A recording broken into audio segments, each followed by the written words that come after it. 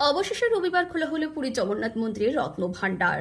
রবিবার রত্ন ভাণ্ডারের দরজা খোলার আগেই সেখানে পৌঁছে গিয়েছিল 6টি বড় সিন্ধুক।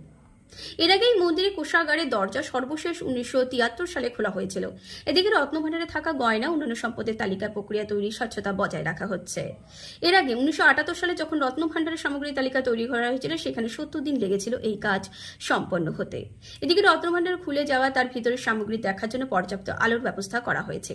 এদিকে ভিতরে কাঠের বাক্স সব জিনিসে রাখা থাকতো। এই আবহে সেই বাক্সের কি হাল তার জানা দরকার, কারণ এত বছরের সেই রত্নভাণ্ডারের কথা কোথায় জল চুইয়ে পড়তে পারে। এর আগে 1805 সালে প্রথমবার সরকারিভাবে জানা গিয়েছিল যে পুরীর রত্নভাণ্ডারে কি আছে। রত্নভাণ্ডারে আদতে 11.8 মিটার উঁচু একটি মন্দির প্রায় 209 বছর আগে পুরী তৎকালীন কালেক্টর চার্লস গ্রুম দাবি করেছিলেন।